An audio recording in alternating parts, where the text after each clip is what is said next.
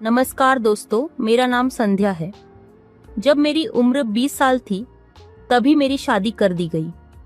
मुझे मेरे चाचा चाची ने पालकर बड़ा किया था, क्योंकि मेरे माता पिता बचपन में ही स्वर्ग सिधार गए थे। मुझे 10वीं कक्षा तक ही पढ़ाया गया था और फिर मुझे घर के काम काज में लगा दिया गया। मेरे चाचा एक दुकान चलाते थे जिसमें उन्हें बहुत नुकसान हो गया, मगर काम को चलाने के लिए उन्होंने एक साहूकार से कर्जा ले लिया जो सूद की वजह से बढ़ता गया और उसे उतारना मेरे चाचा के बस की बात नहीं रही। उस सेठ की पत्नी मर चुकी थी और उसका एक लड़का था जिसकी उम्र 21 साल की थी। वो कहीं दूसरे शहर में पढ़ता था। उसके लड़के का नाम महेश था। वो लड़का जब भी मुझे देखता तो मुस्कुराकर अपनी आंखें झुका लेता था। मुझे दिल ही दिल में उस लड़के से प्यार हो गया था। एक दिन जब वो कहीं से आ रहा था तो मैंने जानबूझकर नाटक किया। जैसे ही वो मेरे पास से गुजरा, मैं ड्रामा करते हुए उसके सामने गिर गई। उसने झट से मुझे सहारा देते हुए उठाया और पूछा, अरे क्या हुआ? मैंने कमजोरी का दिखावा करते हुए कहा, पता नहीं, लगता है चक्कर आ गया है। मेरी यह बात सुनकर उसने मुझे सहारा दिए रखा और जब मैंने कमजोरी का दिखावा जारी रखा तो उसने मुझे गोद में उठाकर कहा, चलो मैं तुम्हें वहां पेड़ के नीचे लिटा दूं। उसने जोर से पकड़ा हुआ था ताकि मैं गिर न सकूं। उसका इस तरह से पकड़ना मुझे बहुत अच्छा लग रहा था। मैंने कहा, काश कि कोई तुम जैसा मुझे पूरी जिंदगी ऐसे ही उठाकर रखे। उसने कहा, कोई क्यों? मुझ में क्या कोई कमी है? मैंने कहा, कहाँ मेरी किस्मत और कहाँ तुम। जिसको तुम मिलोगे वो तो बहुत किस्मत वाली होगी। मेरे नसीब में पता नहीं क्या लिखा हुआ है। उसने कहा, तुम देख लेना, एक दिन मैं तुम्हारी तकदीर अपनी तकदीर से मिला दूंगा। इस तरह हम दोनों का प्यार चल पड़ा, लेकिन मेरा उससे ज्यादा मिलना नहीं हो पाता था क्योंकि मैं अधिकतर घर में ही रहती थी।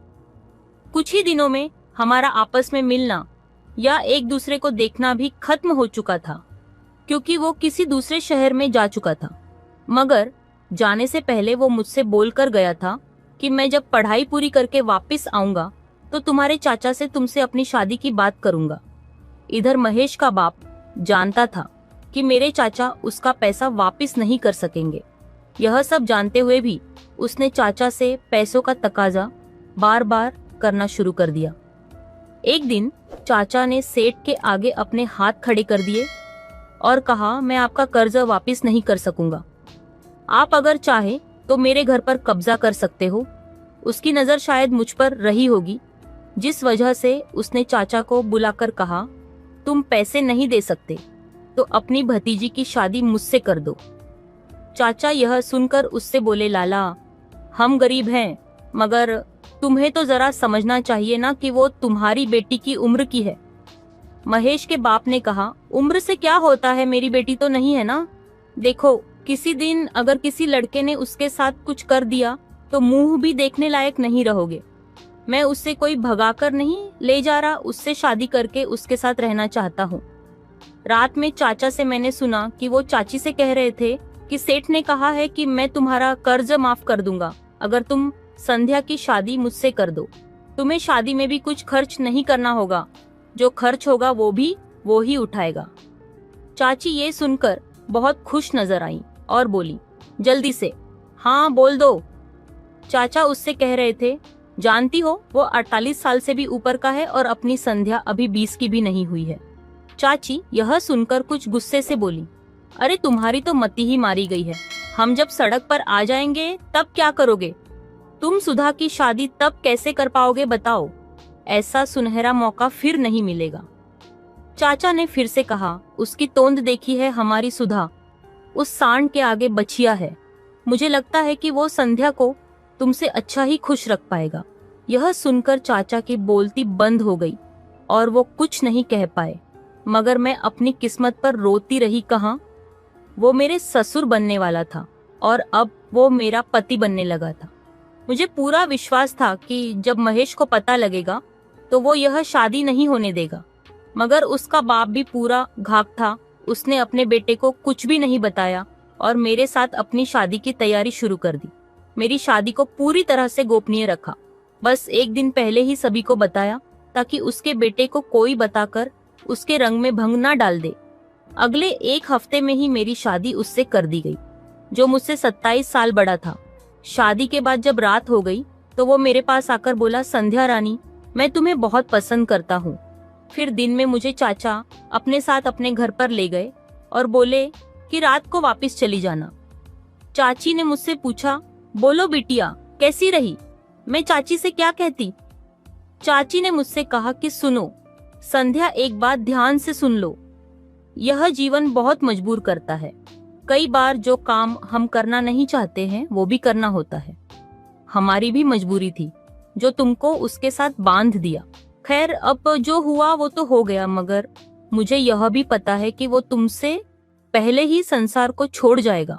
इसीलिए उसको अपने कब्जे में कर लेना और फिर उससे बोलना कि अगर मुझ पर पूरा ख्याल रखने का वादा किया है तो बैंक में कुछ पैसे मेरे नाम से भी जमा करवा दो, ताकि मुझे भी लगे कि मैं भी कोई सेठानी हूँ। हाँ, मगर पहले नाम अपना ही रखना, ताकि यह ना समझा जाए कि मेरे मन में कोई खोट है। चाची की बात मेरे दिमाग में बैठ गई।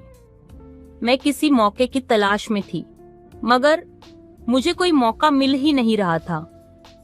यह सब अब भी उसके लड़के को नहीं पता था। वो जब मिलने के लिए घर वापस आया तो वो मुझे घर में देखकर बहुत हैरान हुआ, मगर जब उसको पता लगा कि जो लड़की उससे शादी कर सकती थी वो उसकी माँ बन गई है, तो वो बाप से लड़ते हुए अगले दिन ही वापस चला गया। मेरे पति को अपने लड़के के व्यवहार से बहुत दुख पहुंचा और वो बीमार पड़ गया। मैंने महेश को फोन करके बताया भी, मगर उसने कहा, मेरा कोई बाप नहीं है, मैं अब उसे नहीं देखने आऊंगा। मैंने अपने पति से यह सब तो नहीं बताया, मगर वो अब कुछ ज्यादा ही बीमार हो गया और उनको हॉस्पिटल में ले गए, मगर वो बच नहीं पाया और उसका देहांत हो गया। मेरा पति अपने लड़के के व्यवहार से बहुत दुखी था और उसने मरने से पहले सारा कुछ मेरे नाम कर दिया। उसने अपने लड़के के नाम कुछ भी नहीं किया।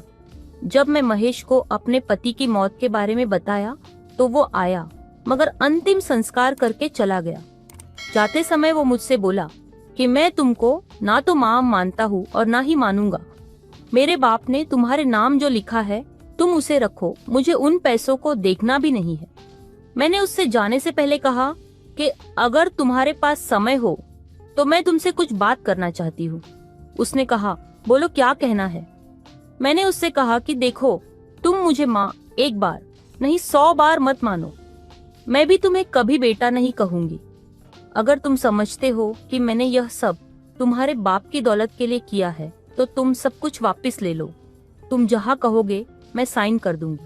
मुझे मेरे चाचा और चाची ने अपना कर्ज चुका ना पाने की वजह से तुम्हारे बाप के पास बेचा था। मैं तो एक बिकी हुई चीज हूँ जिसे जब तक इस्तेमाल करना था किया गया। मेरा क्या है, मैं तो केले का छिलका हूँ। जब केला खा लिया तो छिलका किस काम का। कभी समय मिले तो मेरे हालत पर भी गौर करना। मैं किन हालातों में यहाँ आई और किस हालत में अब रह रही हूँ, बस मुझे इतना ही कहना है। मैं यह सब कहकर दूसरे कमरे में चली गई। अगले दिन वो चला गया, मगर जाने से पहले एक पत्र लिखकर मुझे देते हुए बोला कि इसे मेरे जाने के बाद खोलना। मैंने उसे खोला तो उसमें लिखा था, संध्या जी, जब मैंने आपको अपने घर पर देखा और पाया कि आप मेरी माँ की पदवी पा चुकी है तो मैं दिल ही दिल में बहुत रोया और अगले दिन ही वहां से वापस आ गया। जानती है किस लिए? क्योंकि मैं आपसे दिल ही दिल में बहुत प्यार करता था। मैं तो अपने बाप से कहने वाला था कि मेरी शादी संध्या से करवा दो, मगर उससे पहले ही मेरे बाप ने आपको मेरी माँ बना दिया। यह सब मुझसे बर्दाश्त नहीं हो पाया, इसीलिए मैं उनसे मिलने भी नहीं आया। लेकिन आपकी बातों में सच्चाई थी जो मेरे मन को छू गई। अब आपकी जिम्मेदारी मुझ पर है, मगर क्योंकि उसने आपके नाम पर बहुत सा पैसा कर दिया है इसलिए शायद आपको मेरी जरूरत ना पड़े। मगर एक बात आपसे बता दूं कि पैसा किसी काम नहीं आएगा। यह आज है, कल पता नहीं कहाँ जाएगा। इस पैसे की वजह से आप देख लेना कि आपका वो चाचा जिसने आपकी शादी मेरे बाप से करवा दी खुद ही आएगा आपसे मीठी मीठी बातें करते हुए कि उसे कुछ पैसे की जरूरत है। यही है जिंदगी का सत्य। मुझे उन पैसों की कोई जरूरत नहीं है। मैं आपको ना माँ कह सकता हूँ और ना ही कह पाऊंगा। अब यहाँ कहानी बदल गई थी। मुझे समझ ही नहीं आ रहा था कि क्या करूँ। अब भी मेरे पति गुजरे कुछ ही दिन हुए थे कि मेरे चाचा और चाची मेरे पास आए और बोले कि लाला, तुम्हारे नाम से सब कुछ कर गए है या नहीं। मैंने कहा, बोल तो रहा था मगर पता करना पड़ेगा।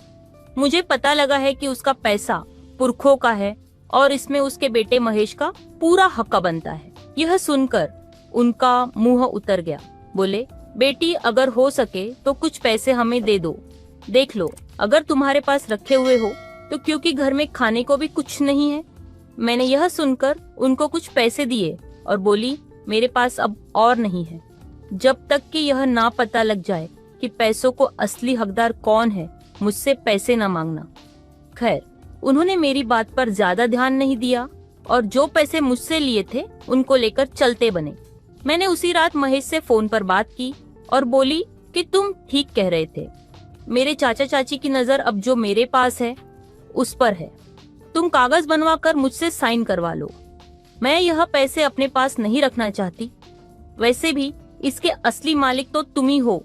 मैं तो तुम्हारे बाप की नजरों में एक वस्तु थी जिसे उन्होंने अपने पैसे के बलबूते पर खरीदा था। उसने मुझसे कहा, मुझे सोचने का कुछ समय दो, मैं फिर बात करूंगा। अभी तो तुम जैसा चल रहा चलने दो। कुछ दिनों बाद महेश आया और बोला कि मैं 2 दिनों के लिए आया हूँ। मुझसे तुम्हारी यह हालत नहीं देखी जा रही, मगर मैं भी मजबूर हूँ। चाह कर भी कुछ नहीं कर सकता, क्योंकि मेरा बाप बुढ़ापे में भी तुम्हारी जिंदगी खराब कर गया है। उसे समझना चाहिए था कि उसका बेटा शादी के लायक है, तब भी बेटे की शादी करने के बजाय अपनी कर ली। मुझे नहीं पता कि तुम दोनों के बीच पति पत्नी वाले रिश्ते कैसे थे। मैं इनको पूछकर भी तुम्हें शर्मिंदा नहीं करना चाहता। जो मेरे बाप ने आपके नाम लिखा है उसे अपने नाम पर ही रहने दो। और अगर कोई पूछे तो कह देना कि महेश ने अपने नाम करवा लिया है। इससे तुमसे कोई कुछ मांगने लायक नहीं रहेगा। हाँ, कुछ थोड़ी बहुत सहायता करनी पड़े तो कर दिया करना। आखिर वो भी मजबूरी में ही तुम्हारे पास आते हैं। मैंने उससे कुछ नहीं कहा और एक पत्र लिखकर उसे यह कहते हुए दिया कि तुम्हें इसको वापस घर पर पहुंचकर ही पढ़ना है। उस पत्र में मैंने लिखा था, महेश, और यह तो तुम्हें पता ही है कि मेरी शादी मेरी मर्जी के बिना तुम्हारे बाप से कर दी गई थी। वो पति पत्नी के रिश्ते बनाने लायक नहीं थी। मैं किसी से कुछ कह भी नहीं सकती थी, इसलिए मैंने खुद को अपनी किस्मत पर छोड़ दिया। शायद मेरी तकदीर ही यही है। मुझे लगा था कि आपके पिता ने मेरी शादी आपसे करने के लिए चाचा से कहा होगा, मगर जब मैंने चाची से बात करते हुए सुना तो मुझे पता लगा कि मेरे साथ क्या होने वाला है। खुद को अपनी फूटी तकदीर पर छोड़कर मैं आपके पिता की पत्नी बन गई। अब मेरी आपसे यही प्रार्थना है कि आप जल्दी से जल्दी किसी अच्छी लड़की से शादी करके अपना घर बसा लो। अभी मेरे पति को गुजरे कुछ दिन ही हुए थे कि मेरी चाची एक दिन मुझसे बोली कि संध्या, अभी तुम्हारी उम्र ही क्या है, कुछ अपने बारे में सोचो। मैंने कहा, चाची, जब मेरी शादी की थी तब यह नहीं सोचा गया था जो अब बोल रही हो। उसने कहा, वो तो हमारी बहुत बड़ी मजबूरी थी, मगर यह तो हमसे नहीं देखा जा सकता कि तुम जवानी में इस तरह से रहो। मैंने कहा, फिर बताओ मैं क्या करूं? चाची बोली, तुम दोबारा से शादी कर लो। मैंने पूछा, किससे? तब चाची ने अपने किसी रिश्तेदार का नाम बताया। मुझे पक्का पता लग गया था कि चाची उसको मोहरा बनाकर सारी संपत्ति पर कब्जा करना चाहती है। जिस लड़के का नाम वो बता रही थी वो 2 बच्चों का बाप था और उसकी बीवी की मौत हो चुकी थी। यह सब सुनकर मेरा दिल चाचा चाची से पूरी तरह से टूट गया। मैंने सोचा कि अच्छा होगा अगर मैं यहाँ से कहीं और चली जाऊं और फिर से नई जिंदगी शुरू करूं। इससे पहले मैं कुछ सोचती, मुझे फोन आया कि महेश बेहोशी की हालत में हॉस्पिटल में भर्ती है। यह सुनकर मैं उसी समय वहां के लिए निकल पड़ी। जब मैं हॉस्पिटल में पहुंची तो वो बेहोश था और कुछ बुदबुदा रहा था। किसी को कुछ समझ नहीं आ रहा था। मैंने जब अपने कान उसके पास ले जाकर सुना तो मैं बहुत हैरान हो गई। वो बोल रहा था, संध्या, मुझे छोड़कर ना जाओ, तुम मेरी हो, सिर्फ मेरी, मुझे ना छोड़कर जाओ। अब मुझे पता लगा कि वो अभी भी मुझसे उतना ही प्यार करता है जितना पहले करता था। डॉक्टर ने बताया कि इसको कोई दिमाग में किसी सोच ने असर किया है जिससे यह बेहोश हो गया है। मुझे पता लगा कि वो पिछले 2 दिनों से इसी तरह से है। मैंने डॉक्टर से पूछा कि इसका इलाज क्या है। डॉक्टर ने मुझे बताया कि जिसे यह याद करता है, अगर वो इसके पास आकर इससे प्यार से बात करे तो यह होश में आ जाएगा। यह सुनकर मैंने सभी को कमरे से जाने के लिए कहा और उसके साथ उसी के बिस्तर पर लेट गई और बोलती रही कि महेश, मैं तुम्हें छोड़कर कहीं नहीं जाने वाली, तुम होश में आओ। यह सब मैं अपनी मर्जी के बिना डॉक्टर की सलाह पर ही कर रही थी ताकि उसे होश आ जाए। पता नहीं इसकी वजह से या ऊपर वाले की मेहरबानी से उसे होश आ गया। जब उसे होश आया तो मैं उसकी बाहों में जकड़ी हुई थी। मैंने जल्दी से अपनी दूरी उससे बना ली, मगर डॉक्टर ने उसे बताया कि इस लड़की ने तुम्हें होश में लाने के लिए तुम्हें यह एहसास दिलाया कि तुम अपनी प्रेमिका के साथ हो। वो तुम्हारे साथ ही है, छोड़कर नहीं गई। इस लड़की ने रात दिन तुम्हारे साथ रहकर तुम्हारी जो सेवा की है वो शायद कोई नर्स भी नहीं कर सकती। इस तरह से महेश को पता लग गया था कि मैंने उसे होश में लाने के लिए क्या क्या किया था। जब हॉस्पिटल से छुट्टी मिल गई तो मैं उसे घर पर ले गई और बोली कि अब मुझे जाने की इजाजत दो। महेश ने कहा, संध्या, मैं जानता हूँ कि तुमने मुझे होश में लाने के लिए क्या क्या किया है। अब तुम यहाँ से ना जाओ, मगर मैं तुमसे कोई ऐसे बात भी नहीं करूँगा जिससे तुमको मेरे बारे में कोई मौका मिले कि मेरी सोच ठीक नहीं है। मैंने उससे कहा, महेश, ऐसी कोई बात नहीं, ना ही मुझे किसी का डर ही है, कोई क्या कहेगा, मगर मुझे खुद से डर लगता है कि कहीं मेरे या तुम्हारे कदम डगमगा ना जाए। महेश ने कहा, तुम फिक्र ना करो, मैं कभी तुम्हारे कमरे में झांकूंगा भी नहीं, तुम अब कहीं नहीं जाओगी। इस तरह से अब हम दोनों एक ही छत के नीचे 2 अजनबियों की तरह से रहने लगे। दिन में जब वो अपने ऑफिस चला जाता था तो मैं घर का कुछ इधर उधर का काम देख लेती थी, मगर उसने मुझसे कहा हुआ था कि मैं उसके कमरे में ना जाया करूं। मगर एक दिन मुझे पता नहीं क्या सूझी कि मैं उसके कमरे में चली गई और देखा कि उसके कमरे में बहुत सी किताबें थीं, जिसमें मेरी फोटो भी थी, जिसे देखकर मेरे समझ में आ गया था कि महेश अब भी मुझे प्यार करता है। मैंने अब जानबूझकर उससे कुछ नजदीकी बढ़ानी शुरू कर दी। मैं उससे कहा करती कि इस कमरे से बाहर भी कोई दुनिया है, हमेशा इसी में ना रहा करो। एक दिन महेश आया और बोला, क्या बात है, लगता है आज कुछ उदास हो। मैंने कहा, तुम सही कह रहे हो। उसने पूछा, क्या बात है, मुझे बताओ, शायद मैं उसका कोई समाधान निकाल सकूं। मैंने कहा, नहीं, तुम कुछ नहीं कर सकते, मैं अब वापस जाना चाहती हूँ। अब मेरे लिए यहाँ कोई काम नहीं है और तुम भी पूरी तरह से ठीक हो। अब यहाँ रहना ठीक नहीं लगता।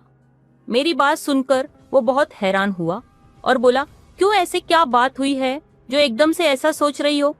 मैंने उससे कहा, देखो, हमें सच्चाई के धरातल पर रहना चाहिए।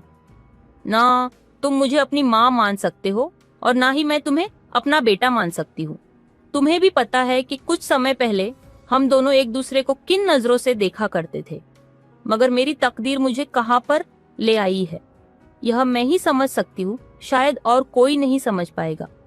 हम एक ही छत के नीचे किस रिश्ते से रह रहे हैं, ये ना मैं आज तक जान पाई हूँ और ना शायद तुम ही समझ सके हो। तुम भी जवान हो और मैं भी, हमारे कदम कभी भी डगमगा सकते हैं, जिसका नतीजा शायद पता नहीं क्या होगा। इसलिए तुम मुझे जाने से ना रोको। मेरी बात सुनकर वो बोला, सुनो संध्या, तुम्हारी शादी मेरे बाप से एक समझौता था। अगर तुम्हारे चाचा ने मेरे बाप से कर्जा ना लिया होता तो क्या यह शादी हो सकती थी? शायद फिर मेरे साथ होती, क्योंकि मैं खुद ही तुम्हारा हाथ मांगने वाला था। मैं तुम्हें अभी भी उन्हीं नजरों से देखता हूँ। मुझे नहीं पता कि तुम्हारे दिल में क्या है। अगर खुलकर कहूँ तो मेरे बाप ने अपने पैसे के बलबूते पर तुमसे शादी की थी। शादी 2 दिलों का मिलन होता है। तुम सच सच बताओ, क्या तुमने मेरे बाप को कभी अपने पति के रूप में देखा था? अब मैं कुछ भी कहने लायक नहीं बची थी, मगर उसने पूछा, बोलो, चुप क्यों हो? उसकी इन बातों को सुनकर मेरा रोना निकल आया। मैं उससे बोली, वो सब मुझसे न सुनो, क्योंकि यह बात कहने और सुनने की नहीं है। महेश ने कहा, नहीं, आज खुलकर बताओ और अपना दिल हल्का कर लो, फिर शायद तुम्हें जिंदगी भर यह मौका कभी न मिले। महेश ने मुझे अपने गले से लगाते हुए कहा, मैं समझ सकता हूँ, तुम्हारे साथ बहुत बड़ा जुल्म हुआ है। संध्या, तुम मेरी नजरों में आज भी वही संध्या हो। मैं तुम्हारी मांग में सिंदूर भरकर तुम्हें आज से ही अपनी पत्नी मानता हूँ। यह कहकर उसने मेरी मांग में सिंदूर भर दिया। फिर बोला, आज के बाद मुझे कभी याद ना दिलाना, वो सब एक भयानक सपना समझते हुए भूल जाओ। मेरी आंखों से बस पानी ही बह रहा था और वो बोल रहा था, अब इन आंसुओं को बचा कर रखो, शायद कभी जरूरत पड़े।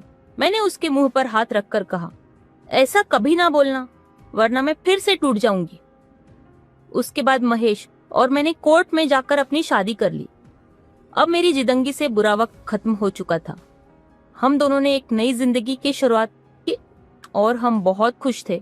तो दोस्तों, कैसी लगी हमारी कहानी? अच्छी लगी हो तो हमारे चैनल को सब्सक्राइब जरूर करें। धन्यवाद।